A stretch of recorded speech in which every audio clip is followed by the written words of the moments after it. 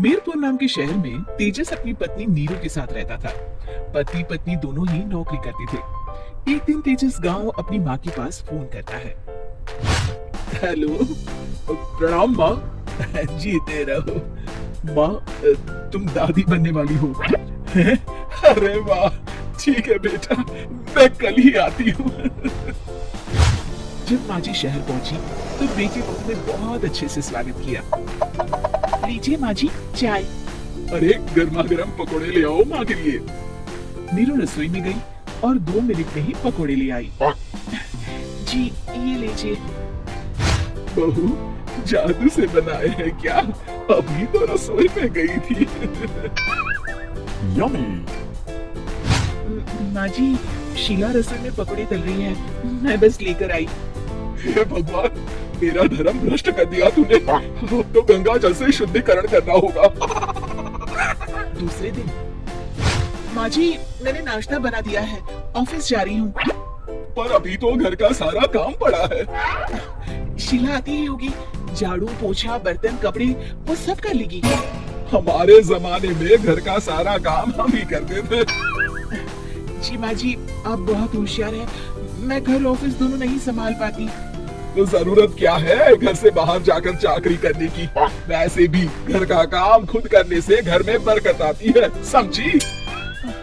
पर माँ जी पर कुछ नहीं, इस महीने की पगार मिले फिर ऑफिस बंद है। हाँ। रात को नीरू तेजस से कहती है, सुनिए जी, माँ जी बोल रही थी कि मैं नौकरी छोड़ दूं। वैसे ठीक ही तो है, अभी तुम्हें आराम की जरूरत है। अरे आराम कहाँ, शीला को छुड़ाने के लिए बोल रही थी। तो अब 24 घंटे में इतना काम तो कर ही सकती हो। पर जॉब पसंद है मुझे, घर पर मन नहीं लगेगा। अगले दिन जब दोनों ऑफिस के लिए निकल रहे थे, मेरी तो कोई कीमत ही नहीं है इस घर में। माँ जी आजकल महंगाई बहुत है, रहन सहन भी बदल गया है, दोनों नौकरी करते हैं तभी ठीक रहता है। अच्छा, तू कहना क्या चाहती है? मेरा बेटा तुझे बिठा के खिला नहीं सकता? तू ही इस घर का खर्च चला रही है, हैं? नहीं माँ जी, मेरा वो मतलब नहीं था। मतलब खूब समझती हूँ, ये बाल धूप में सफेद नहीं किए मैंने। हाँ।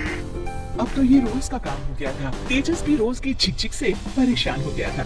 एक दिन उसने कहा, नीरू वैसे भी तुम्हें मैटरनिटी लीव मिलने वाली है, तो अभी से ही छुट्टी ले लो। पर क्या, मेरी सैलरी अच्छी खासी है। आखिर नीरू ने रिजाइन कर दिया। जब बच्चा हुआ तो घर में सब बहुत खुश हुए। कुछ दिनों बाद तेजस फाइल देख रहा था। क्या हुआ तेजस, कुछ परेशान लग रहे हो? अब हाँ, वो हमारी जितनी सेविंग्स थी वो तो हॉस्पिटल में और छठी के फंक्शन में खत्म हो गई है नीरू। और अभी वैसे मंदी चल रही है तो मैं बोल रही थी कल मुन्ना को हेपेटाइटिस का टीका लगवाना है।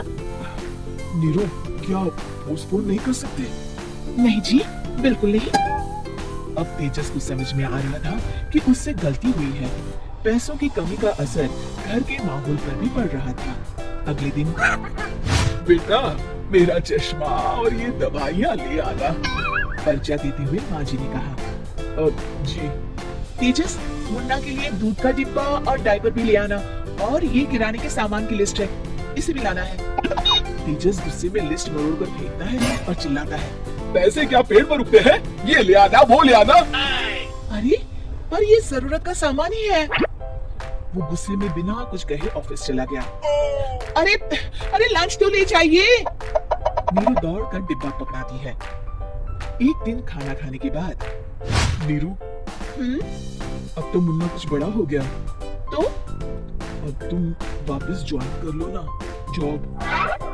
पर इस रिसेशन में जॉब मिलना बहुत मुश्किल है, ट्राई तो करो। फिर मुन्ना, माँ जी है ना, और एक फुल टाइम मेड भी लगा लेंगे। पर माँ जी उन्हें तो पसंद नहीं। तभी माँ जी वहाँ आ जाती है और प्यार से नीरू के सर पर हाथ फेरते हुए बोलती है, अब मेरी समझ में आ गया बहू, पहले के और अब के समय में अंतर है। तुम काम शुरू करो, मुन्ना की जिम्मेदारी मेरी। मेरी प्यारी माँ जी। ये कहकर नीरू उनके गले लग गई। शिक्षा परिवर्तन संसार का नियम है, हमें भी समय के साथ चलना चाहिए। उम्मीद है कि आपको हमारी ये कहानी पसंद आई होगी। कृपया हमारे चैनल को सब्सक्राइब करें और सभी अपडेट्स के लिए बेल आइकन जरूर क्लिक करें। और हाँ, वीडियो लाइक और शेयर करना मत भूलिएगा। Bye bye.